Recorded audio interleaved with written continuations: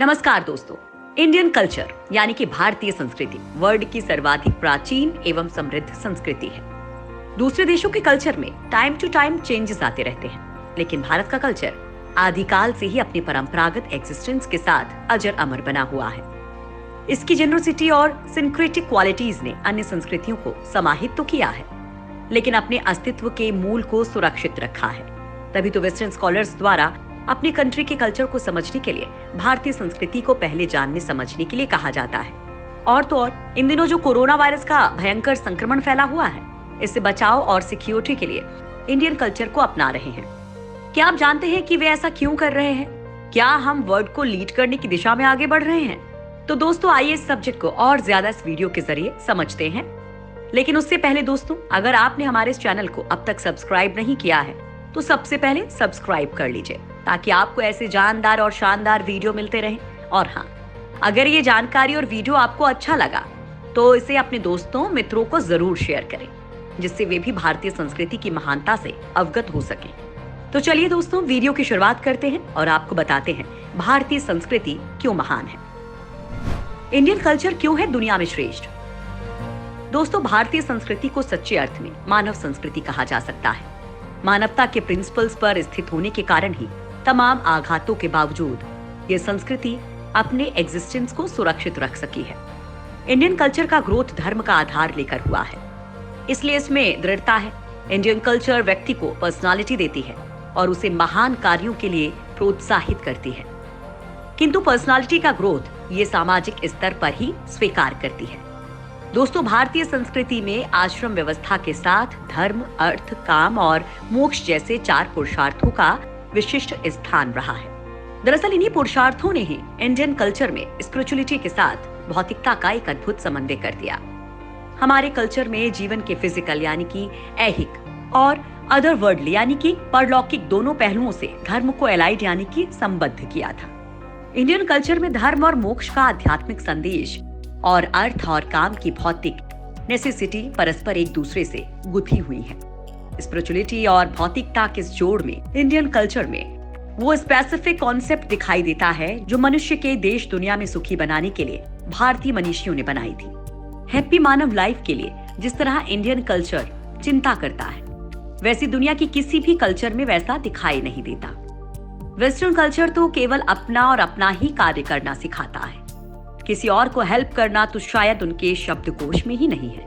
दोस्तों, साहित्य, संगीत और कला की सभी विधाओं के माध्यम से भी इंडियन कल्चर के इस आध्यात्मिक एवं भौतिक समन्वय को सरलतापूर्वक समझा जा सकता है।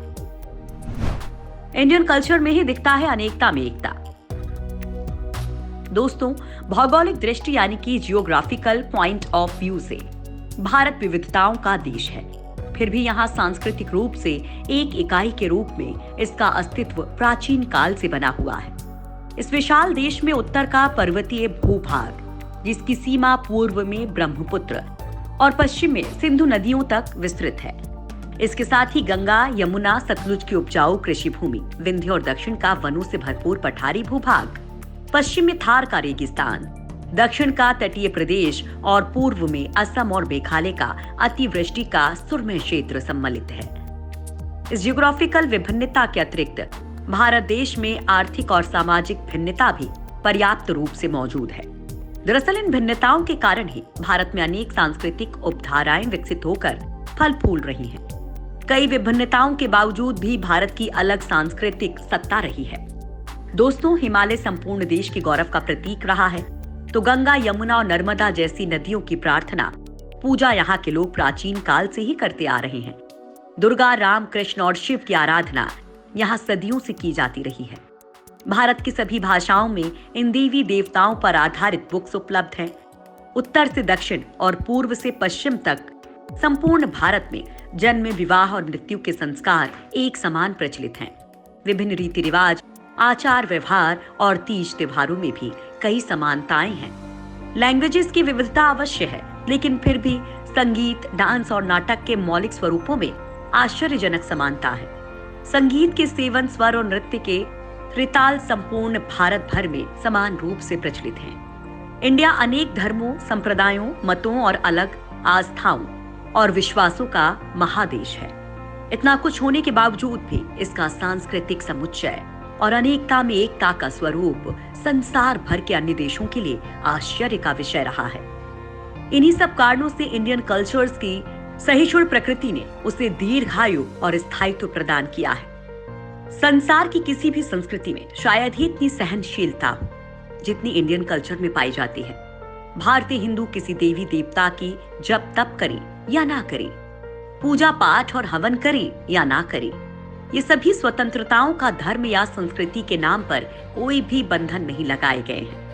इसलिए दुनिया के सबसे प्राचीन इंडियन कल्चर के प्रतीक हिंदू धर्म को धर्म ना कहकर कुछ मूल्यों पर आधारित एक लाइफ स्टाइल यानी कि जीवन पद्धति की संज्ञा दी गई है। और हिंदू का अभिप्राय किसी धर्म विशेष के अनुयायी से ना होकर भारतीय से लगाया गया। इंडियन कल्चर के इस लचीले स्वरूप में जब भी जड़ता की स्थिति बनी, तब किसी न किसी महापुरुष ने इसे गतिशीलता प्रदान कर इसकी सहिष्णुता को एक नई दिशा देते हुए आगे बढ़ाया है। प्राचीन काल में बुद्ध और महावीर के द्वारा, मध्यकाल में शंकराचार्य, कबीर, गुरु नानक और चैतन्य महाप्रभु के माध्यम से, और आधुनिक काल में स्वामी दयानंद, स्वामी विवेकानंद एवं महात्मा ज्योतिबा फुले के द्वारा किए गए प्रयास इस कल्चर की महत्वपूर्ण धरोहर बन गए। भारतीय संस्कृति की टॉलरेंस और उदारता के कारण ही उसमें एक रिस्पेक्टिव टेंडेंसी को आगे बढ़ने का मौका मिला। दरअसल जिस संस्कृति में लोकतंत्र और स्थायित्व के आधार पर व्यापक हों, उस संस्कृति में ग्रहणशीलता की प्रवृत्ति स्वाभाविक रूप से ही उत्पन्न हो जाती है। हमारी संस्कृति में यहाँ के मूल निवासियों ने समन्वय की प्रक्रिया के साथ ही बाहर से आने वाले शक, हूंग, यूनानी और कुषाण जैसी प्रजातियों के लोग भी घुल मिलकर अपनी पहचान खो बैठे। क्यों नहीं दिख पाया भारतीय कल्चर? दोस्तों, आपको पता ही होगा कि भारत में इस्लामी संस्कृति का आगमन भी अरबों, तुर्कों और मुगलों के माध्यम से हुआ।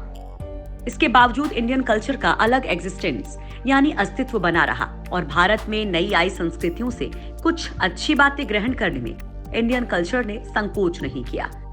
ठीक यही स्थिति यूरोपीय जातियों के आने और ब्रिटिश साम्राज्य के कारण भारत में विकसित हुई ईसाई संस्कृति पर भी लागू होती है, जबकि ये कल्चर्स अब इंडियन कल्चर्स का अंग बन चुका है। और अब भारतीय इस्लाम एवं भारतीय ईसाई संस्कृतियों का स्वरूप विश्व के अन्य इस्लामी और ईसाई धर्मावलंबियों देशों से कुछ अलग है।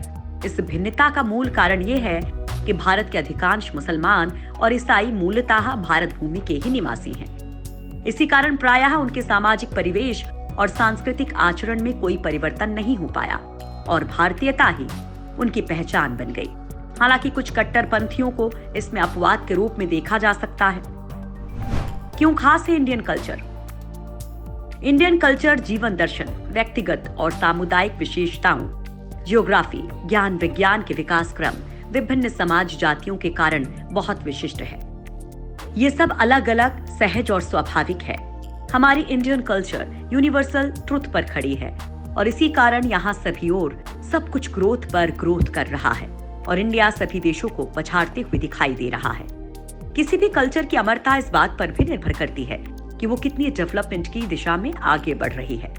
आज इंडिया के रीति रिवाजों और इंडियन कल्चर को सारी दुनिया अपना रही है। इसे हम अपने देश का बढ़ता प्रभाव ना कहें तो क्या कहें।